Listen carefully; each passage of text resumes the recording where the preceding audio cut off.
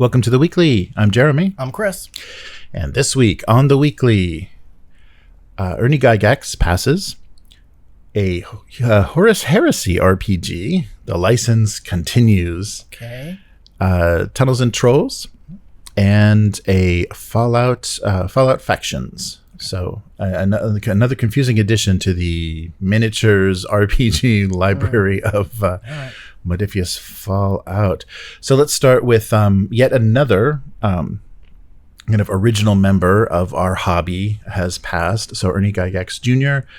And he's of course the son of Gary Gygax, and was involved in early playtesting for D&D. I kind of wonder what age.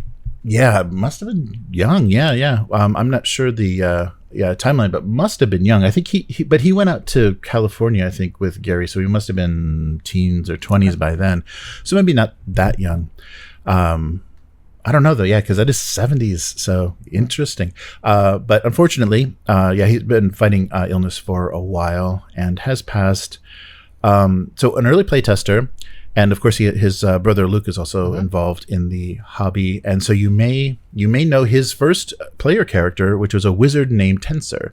So Tensor, of course, is an anagram of Ernest, and so he's a prominent character in Greyhawk, a powerful archmage and a frequent ally of Bigby and Mordekainen. And so some of the spells you may recognize, Tensor's floating disc and Tensor's transformation, are based on his character. So he was the first manager of the Dungeon Hobby Shop in Lake Geneva, and also worked on the Gygax Magazine, which was a short-lived periodical with his brother Luke. It was revived in 2012 and then closed because of a legal dispute with Gail Gygax, Gary's second wife. And we have talked about Ernie a few times, and not in a great light because of his involvement with the kind of the third iteration, what was being called like the new TSR, NU, new TSR, the third kind of version, and how they were kind of claiming trademarks and claiming they were working with Jeff D, and there was so many different old original designers that they said, we're working with them and we're designing this, and they were claiming the operative word. Claiming, and they were going to do a release of Giant Lands, or what was it? Is it Giant Lands? There was a project that they kept promising. Wasn't that like Star Frontier or something? Yeah. Oh, and also they claimed they were claiming they had the rights to Star Frontier because they had the rights to TSR.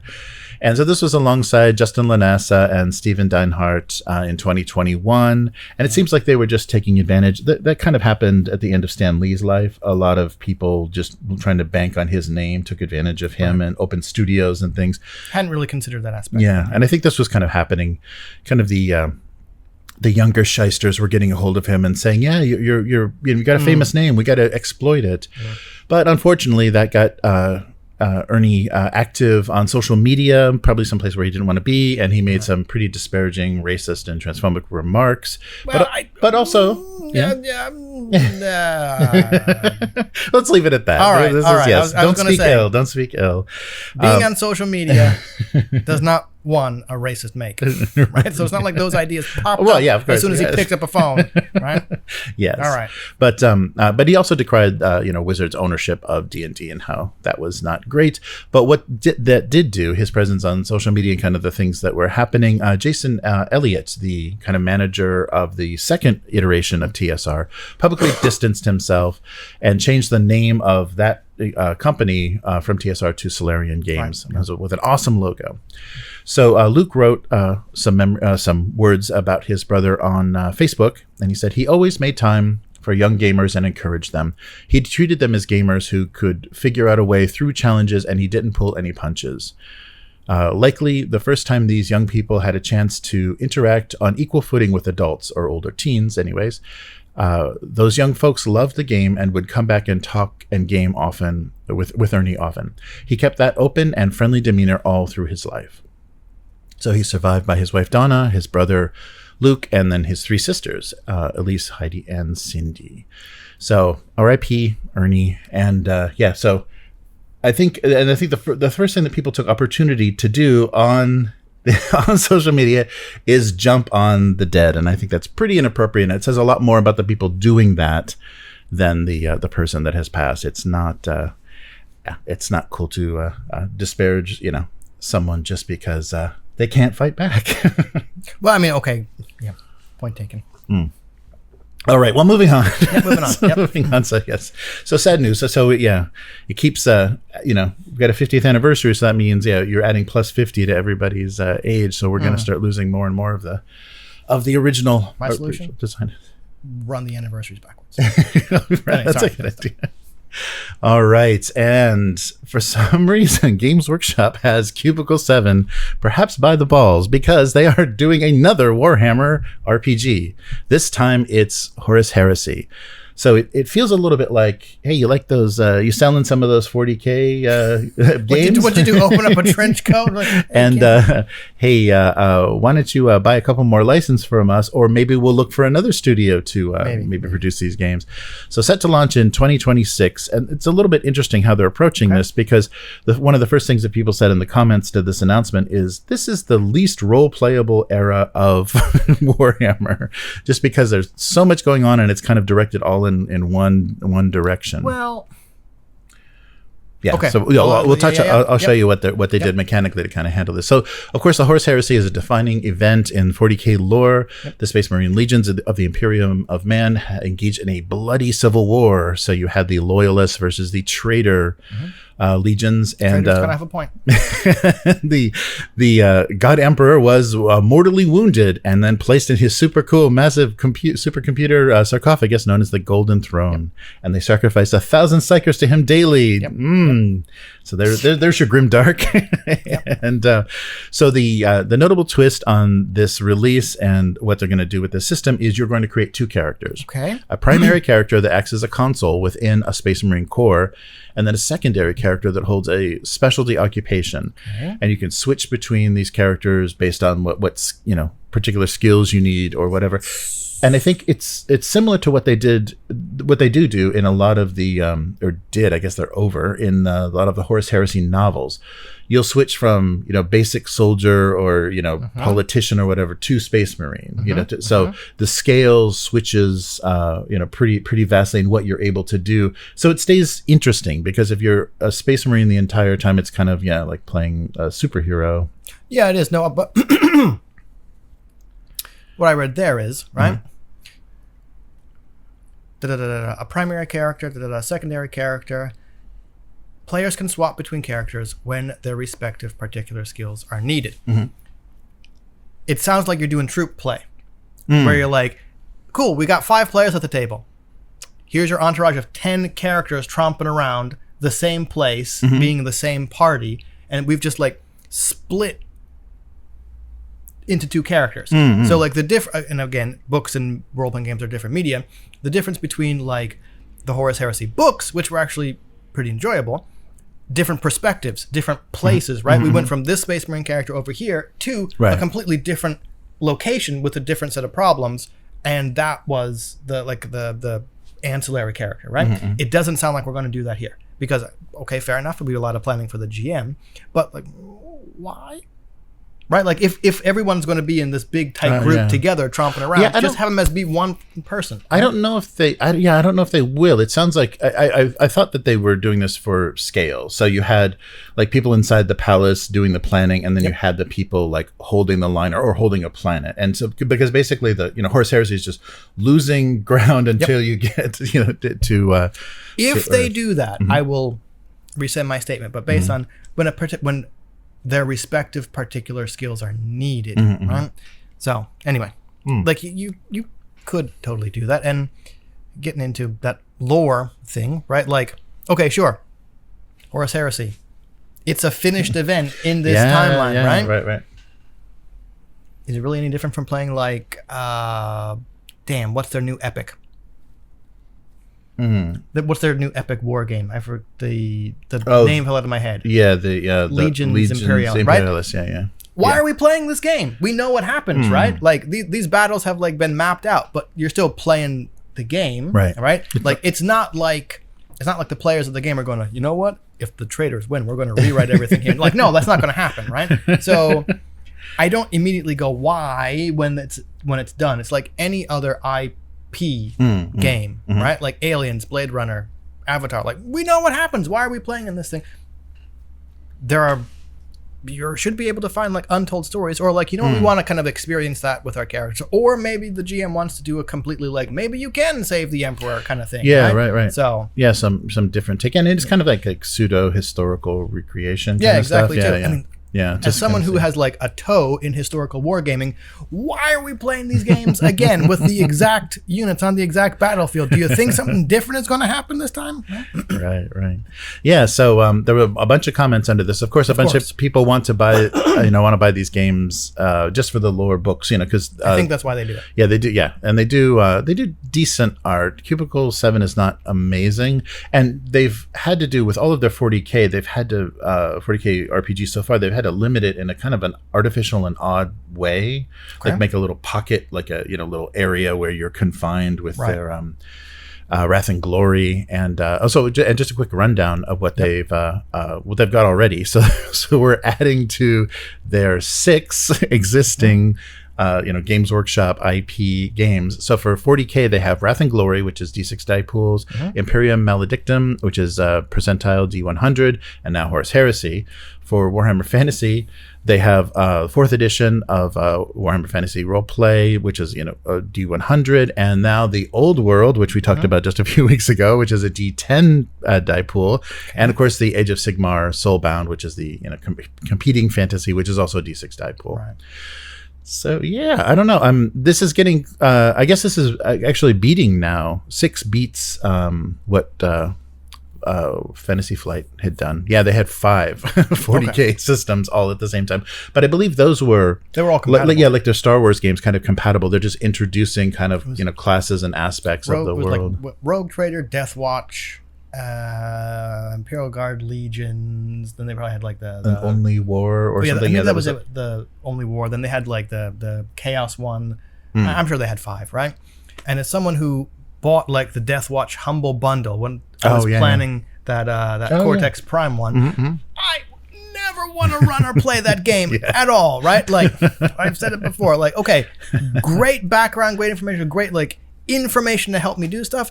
I don't want to like full page column of this one character's special abilities that then also say like see page whatever. I'm like, no, that thing looked unrunnable for me. Right. Anyway. Yeah, so it's interesting. Yeah, so they had Dark Heresy, Rogue Trader, Death Watch, Only War, and Black Crusade. Yeah, play the Chaos Space Marines. Yeah, so they just might be pushing them and saying, yeah, you want to keep what you've already done. Here's some more, but it's going to be spreading. I don't think Cubicle 7 is a huge company. It's going to be spreading them pretty thin to keep supporting all of these games because, like they said with the Old World, they can't release stuff that's going to be compatible with more than one system. It's very specific to a setting because there's enough distance between all the settings. Props to them for not mashing it all together or like copping out and going, no, 5e compatible, right? Yeah, right. It's all 5e, yes. I don't know. Even if they're a small, I don't know. Yeah. I don't know what their deal is. Yeah. So Dominic McDowell from Cubicle 7 said the Horus Heresy is a founding story of one of gaming and science fiction's best loved settings. The epic scale of the Heresy's tragic tale is as big as it gets, and the legends your characters forge in the role-playing game will rival those found in the classics. So the game opens with the betrayal at Isfahan and the act of vile treachery that tears the Imperium in two. You are thrown straight into the maelstrom as a legionary consul, leading a ragtag war fleet, fighting desperately for survival and vengeance. Your first priority is to escape, harried by traitors warp bent on your destruction. But what then? How will you survive and regroup? How do you overcome the shock and betrayal and keeping your forces supplied? I guess we're only playing loyalists. Perhaps, and most importantly, who can you trust? I will be okay. Not buying this. Not playing this game unless someone else runs buying it or buying it. No, I mean, like, I will not buy these books. I'm trying to cut down a lot on the stuff I buy. But based on that, okay, first priority was to escape. What then? How will you survive and regroup? How do you overcome the shock and betrayal and keep your forces supplied? Most importantly, who can you trust? All of those sound really cool. I will be extremely disappointed, which won't matter in the slightest, if there is not some kind of mechanic, some like Battlestar Galactica-esque mechanic for tracking morale, right? Some kind of trust thing, supplies, right? So I was just reading recently the Black Armada published Powered by the Apocalypse game Last Fleet, which is essentially the new Battlestar Galactica, right?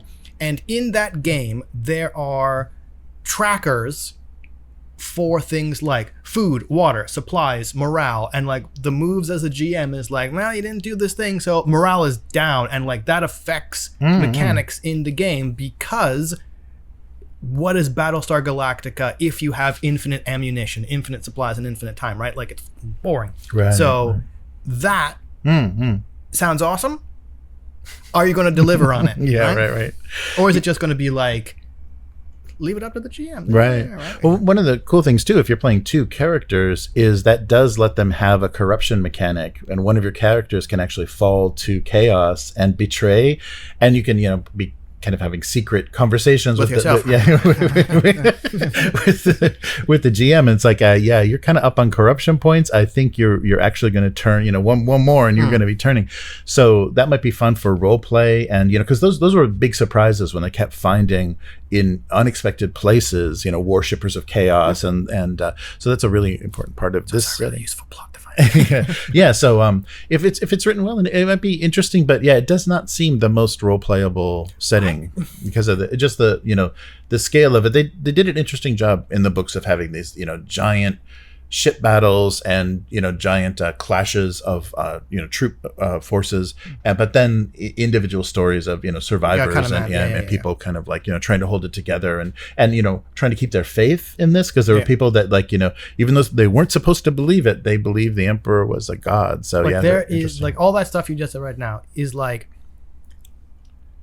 that's awesome, right? I don't know if it's going to be there, right? I don't know if it's going to be in there, right? And this is horribly uncharitable. I don't know if I expect the average Warhammer 40,000 player to be able to play 2 characters, one of which is being corrupted. And keep them, like, that's the kind of bad metagaming that's probably going to happen, right? Right. Anyway, yeah. So we'll see. We'll see how they do with this, but they got quite a library now. They're really racking it up. Maybe Games Workshop has a bolt to their head saying, make more, make more, right? Right. All right. And so Matt and I were talking, and Matt actually reached out to Rebellion Unplugged and said, guys, what's going on? 50th anniversary of Tunnels and Trolls. Cool. We doing something? I like your gumption, Matt. and then suddenly it was revealed. So I'm sure Matt was the tipping point. He was the straw that broke the camel's back. So we had in 2 places reveals about what's coming. Not a lot of details, but we got some confirmation that like this I year. Said, you do anything and you're already up on Hasbro. Yeah, right. Just anything at all. More than Pop-Tarts and you'll be fine. So A World of Trolls approaches. So Tunnels and Trolls, the new edition, is coming in 2025. So this is a world of trolls. Trolls are strange creatures made of earth and rock that can grow to enormous size, or so they say. Every child is told that while trolls fall fast asleep when touched by sunlight, if they are sheltered in darkness for long enough, they will waken again. But perhaps it's just a story. So Rebellion Unplugged has seemed to be pretty quiet after acquiring the Tunnels and Trolls license, but they say we've been anything but this is their press release. So they've recruited some incredible talent for Tunnels and Trolls. So Scott Malthouse, who's written several adventures for Tunnels and Trolls, as well as Romance and Perilous Lands and Quill, and Chris Bissett, the Wretched and Treasure of the Troll Gods, who is having trouble fulfilling some Kickstarters, but that doesn't make him any less of a designer. Okay, I have no personal connection with Chris. I enjoy the Wretched. He's a one-person Wrecking crew. One person, and sometimes stuff happens, right? Right. Yes. So they're both working on the development of the game. They're both longtime Tunnels and Trolls players and, of course, innovative game designers, and they want to seamlessly blend the staples of the role-playing game with new approaches. Jenga-powered Tunnels and Trolls. No. Yeah, your Jenga blocks. That's going to make the combat even. Yeah, so you're throwing 100 dice and you're pulling Jenga dice. Oh, no. But, so they want combat to be as easy and lightning quick as it is immediate and thrilling, which is good. Yeah, lighten combat up in fantasy games is good. So this system is going to be good for one shots, but also for epic campaigns. And from now on, from the moment of this announcement, they're going to be posting regular behind the scenes looks at what's happening with Tunnels and Trolls, and tell you everything about character creation to combat and adventuring. And I'm not sure Rebellion Unplugged does do crowdfunding, so I'm not sure if they're going to take this to crowdfunding. That's going to delay things even further, because that means, it's going to, hopefully they're just going to, release this, because it's a big enough IP and it's an anniversary. So they may get some attention. But on Bissette's blog, he was just talking about current projects and awards and things, and of course, mostly known as a solo journaling game designer. So the Wretched had huge effect. So the Wretched and Alone engine has been used by a lot of designers. So he said, for the past couple of years, I've been working on developing the new edition of the classic RPG Tunnels and Trolls with Rebellion Unplugged. Oh, wow. But also this year, he's working on his first gallery installation in Nottingham's Bonington Gallery, Weird Hope Engine exhibit, which will be producing an interactive dystopian storytelling game called Directive 92A. So a busy guy, lots of stuff going on. And I was looking at his publishing credits and things, and he has done a lot of writing for mainstream, Pathfinder and Dungeon Crawl Classics, just a lot. And both of these designers. So they're not only art school, super esoteric, designers of, very new style games. They have only fun stuff on itch, is what you're saying? Yeah, right. Yeah, right. I've read the subtext. So they have their, in kind of, normie. Oh God, I hate that word.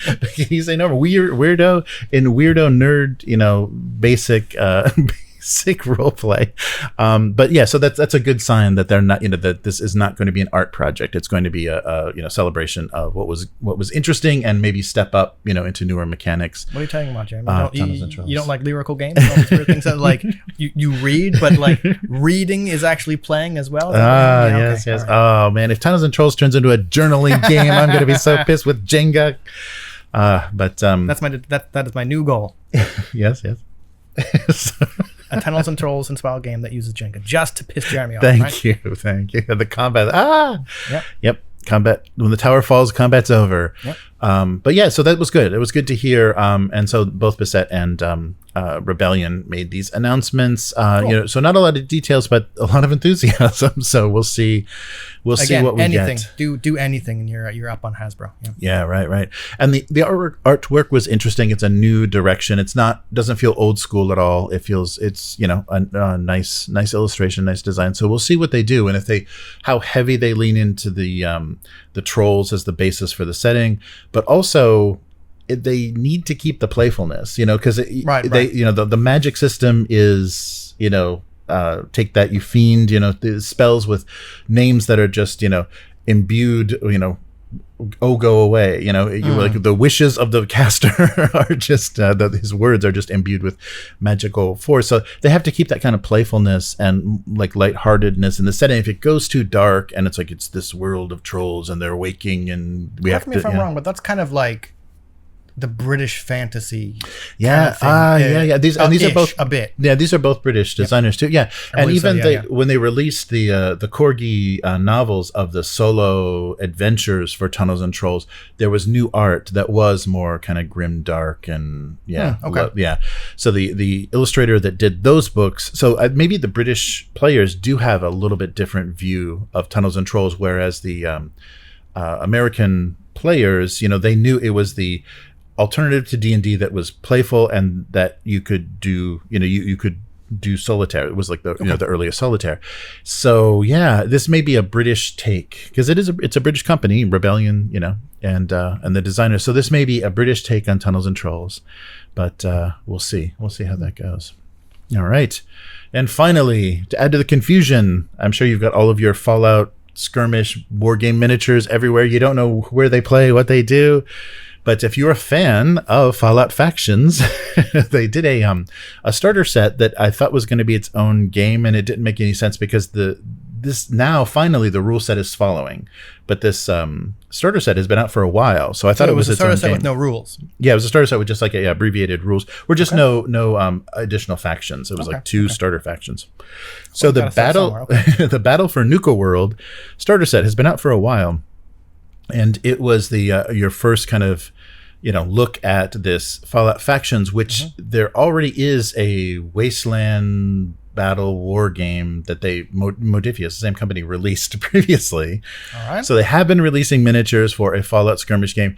They did the starter set for a new game and a new rule set, and finally we're getting the core rule book that's going to have all of the factions kind of available. And I guess there are miniatures or not. Sounds confusing. Yeah, it is. And I really have not enjoyed trying to figure out what is a role-playing game book, what's a miniatures war game book, just on the Modiphius site. They the design is like, close enough that they needed to really give it each product line a distinctive look. Right.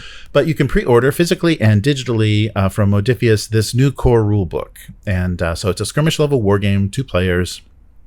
And Nuka-World was just the 2 gangs that were included, but this expands into a full selection of all the iconic factions, as well as provides an intricate campaign system. So the book will teach you all the rules, have the full campaign system with all the various factions, and so the starter set is a good starting point. But this will give you use of everything, and I guess so. Modiphius has gone in pretty heavily with STLs, but mostly for terrain for Fallout. So there's a lot of digital content for the Fallout, the original, the War in the Wasteland, whatever it was called, their first skirmish game. They produced a lot of STLs, so all of the like iconic buildings and structures and stuff, you can all 3D print that stuff. I don't think any of the miniatures. I'm not sure. I haven't checked into that, so I'm not sure if you're using these old miniatures as well.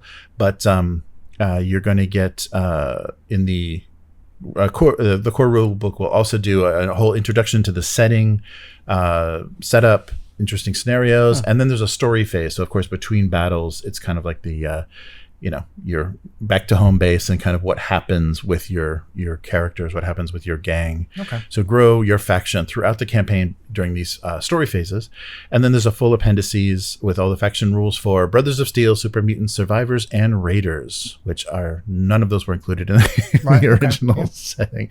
So yeah, and the appendices will break down the weapons and perks, and you can choose from also a list of Legends of the Wasteland, which I'm sure are all the Amazon streaming series characters, and introduce some iconic characters into the mix, and then so this is the next step of their war games for the Fallout universe. A little bit confusing, and especially the way things have been coming out. And that was interesting when I was just looking through, because we're going to try the RPG. I was looking at the releases for that. Those are all pretty old. Those are all like 2016, and so they're not they're not new. And I think they've been kind of, supporting it and working on it for a while. There's a lot of PDF only adventures and scenario stuff, but trying to gather up, because the bundle was supposed to be complete, but because it's in a VTT, you can't get it out. Yeah, you got to read it. Yeah. So I was looking at the best place to get the digital versions of Drive-Thru or Modiphius, and so it was hard to figure out just what the limits of this were. And the same thing with this war game now. So there's a pre-existing war game, which I think kind of came out of the RPG. It may have had they may have introduced the rules for it in the RPG and then said, oh yeah, but it's its own game. And then they released a starter set for yet another game. And I haven't taken enough of a look at it to know, how they break out. Yeah, how they differentiate, and if it's the same stat lines, or if the rules are different, or if it's funky dice, or what everybody's doing. But so Fallout is continuing to make miniature war games. Well, I don't know. I generally war games, right? I play war games, and I don't need super crunchy stuff, but I understand why some people who produce a role-playing game go, oh, you know what? We could just totally turn this into a skirmish game, right? Very often the mechanics, or you can make mechanics that kind of work, that task resolutions for both. Yeah. Right? Yeah. Or at a certain point, if you're using grids and squares or battle maps or whatever, at what point does this go, we could just turn this into a war game, right? Right. So I certainly have nothing against a company or someone saying, you know what? And we'll make our own war game using the same rules, compatible stuff. It's just going to encourage people who like the thing to buy both, hopefully, right? But at the same time, you don't have to do it, especially if it's leading to confusion, right? Like, am I buying a role-playing game book or am I buying like a miniatures skirmish war game book here, and right? I don't know. Especially, and because they did that with John Carter. They wanted to do miniatures for John Carter, and then they did a chapter in the core book that was just like, oh, and here's how do you play the miniature skirmish game. Like, wait, what?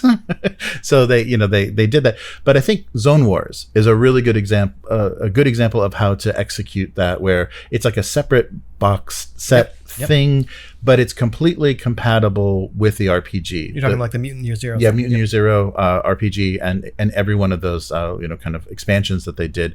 You can just take those characters back and forth, and you have like one extra die. Like, I don't think there's skill dice there's not skill dice. There's just base dice and gear dice in Zone Wars, the skirmish game. So you just add one more die roll, and you're playing the RPG. So so they did a really good job executing that. And of course, post-apocalyptic wasteland is a fun skirmish setting. Can't do anything, right?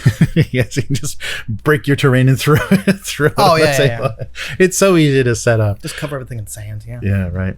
But so we're gonna give that a shot. Not the war game, but the RPG. Everyone now tunes up. I want the war game. And that's the thing with the war game. I wonder, the thing about the RPG is, because they're emulating a computer RPG, game console RPG, it's real item weapon heavy and modding weapons. It's they're trying to recreate and inventory is going to be really important, and encumbrance, because you're just hoarding garbage that you're finding, and then you're putting it together to make weapons or enhance weapons.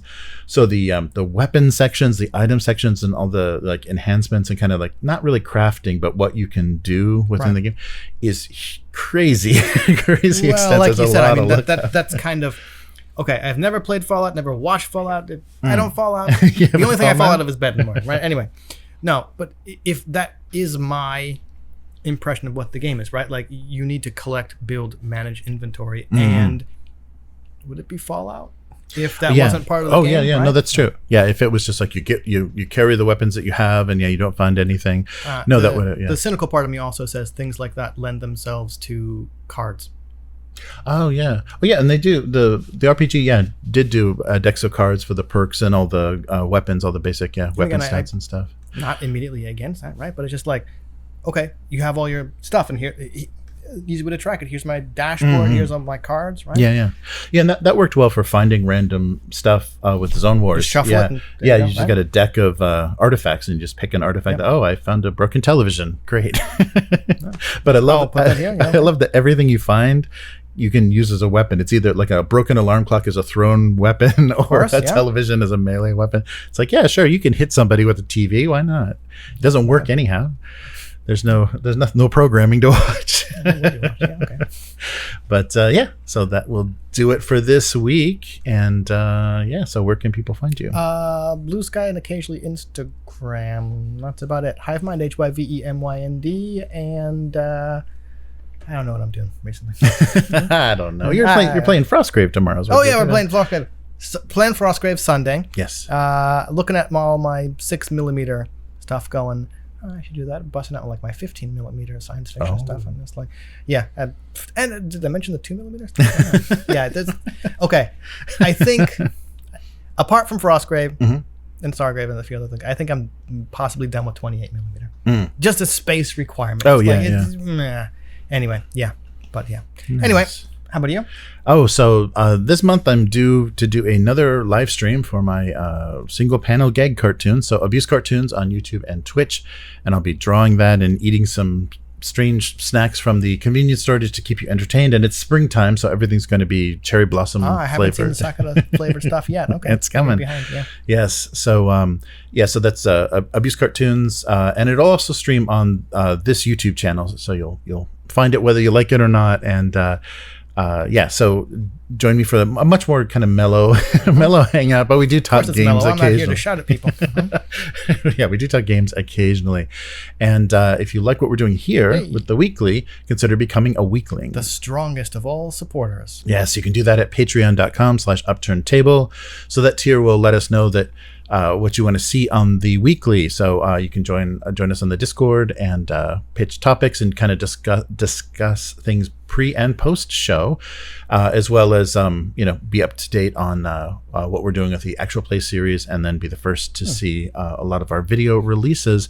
And the audio for this whole live stream goes on the RSS feed for the Patreon. After it's been auto-tuned. Yes, auto-tuned. Yes, we have beautiful voices and no air conditioning rumble after that. And you can also join on YouTube. So that join button down below this video. We'll get you those same perks minus the RSS feed. And we'll also give you fun little badges and stuff in the chat so you can be superior to all the lurkers. So that will do it for this week. Upturned Table on all social media. Thank you to the existing patrons and members. We couldn't do it without you, and we will see you next week. We couldn't do it without you, but we probably would anyway. we would just it wouldn't be as good, right? Right. We'd be talking to an empty screen over there, right? Yes, we'd be using that PlayStation 2 camera. Okay, see you next week. Thank you. Later, mortals. Goodbye.